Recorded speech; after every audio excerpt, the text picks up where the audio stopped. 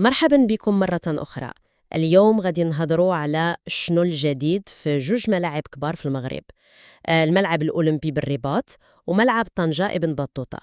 كاين شي تطورات مهمة تما؟ أيه تماما. غادي نشوفوا هذه التحديثات زعما شنو كتعني وكيفاش غادي تأثر على الملاعب وعلى التجربة ديال الجمهور. يلا نبداو بالرباط. كاين هضرة بزاف على ديك الشاشة اللي كيركبوها، كيقولوا يمكن تكون هي الكبر في أفريقيا. نحلوا هذه القضية شوية. واخا اللي مثير هنا ماشي غير الحجم ديالها، واخا الحجم مهم بطبيعة الحال. الأهم هو التكنولوجيا.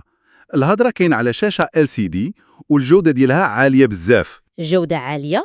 يعني صورة واضحة؟ بالضبط، صورة نقية، الألوان حية، زعما واخا تكون جالس بعيد كل شي كيبان لك مزيان. هادي ماشي أي شاشة، هادي داخلة في المعايير اللي كيطلبوها الهيئات الدولية بحال الفيفا والكاف. فهمتك. وهذا الشيء كيفاش كينعكس على الجمهور اللي حاضر؟ يعني الواحد كيقدر يشوف الإعادات ياك اللقطات المهمة؟ أيوة، كتر من داكشي. كتشوف تفاصيل صغيرة ممكن ما تشوفهاش بعينيك مباشرة، وكاين حتى كلام على إمكانية التفاعل، زعما تصويت الجمهور ولا لقطات من كاميرات ديال الناس. بصح هاد الأفكار كنشوفوها برا، كتزيد واحد الحماس في التجربة ديال الماتش. وإلا شفناها في إطار أكبر، هادشي كامل جزء من استراتيجية باش نوصلوا للمعايير الدولية.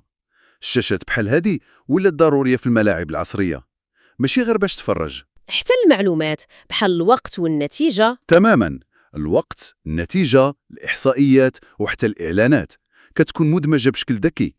الهدف الكبير هو نكونوا واجدين نستضيفوا أحداث رياضية عالمية. والمزيان هو أن الأشغال راه بدات فعلا، زعما الأمور غادية. إيه، المصادر كتأكد أن التركيب غادي، وخا أكيد مشاريع بحال هادي كيكونوا فيها تحديات تقنية. ولكن كتعطي قيمة كبيرة للملعب ياك. أكيد، كترفع من قيمته التنافسية باش يجيب ماتشات وتظاهرات كبيرة، وكتعزز صورة المغرب كبلد قادر ينظم أحداث عالمية. كيولي الملعب بحال شي واجهة. ممتاز.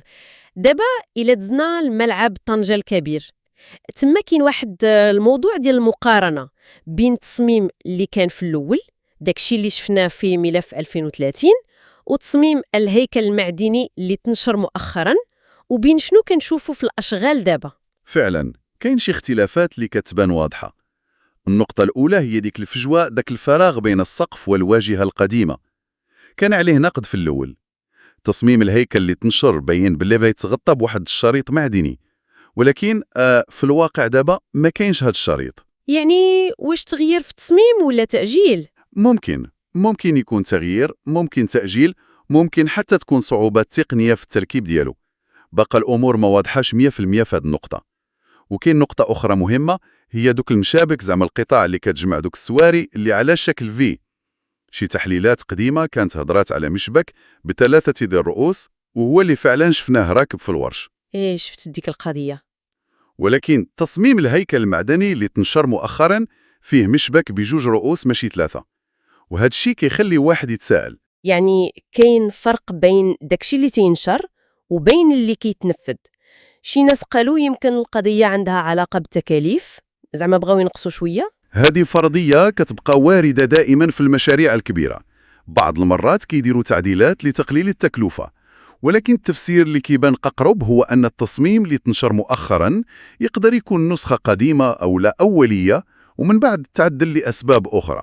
تقدر تكون أسباب هندسية باش يحسنوا الأداء، أو أسباب عملية باش يسهلوا التركيب، أو حتى اقتصادية كيف قلتي. واخا، ولكن ماشي كل شيء تبدل ياك. كاين شي حوايج اللي بقات كما هي في التصميم. بصح، وهذه نقطة مهمة.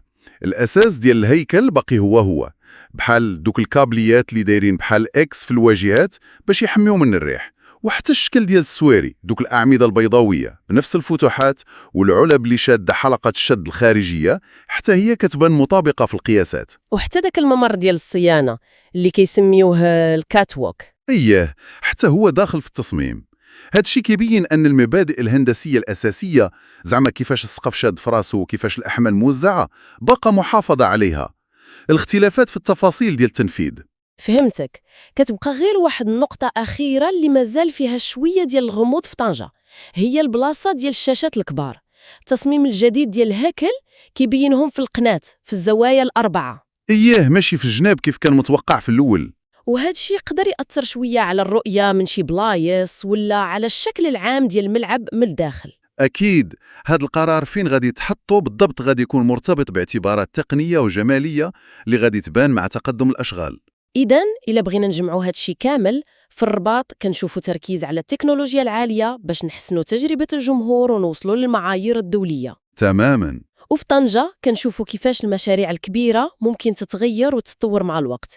كاين اختلافات في التفاصيل ولكن الأساسات الهيكلية كتبقى قوية. وهذا الشيء كيخلينا نطرحوا واحد السؤال أخير للتفكير وصافي، خصوصاً من خلال داكشي اللي شفناه في طنجة.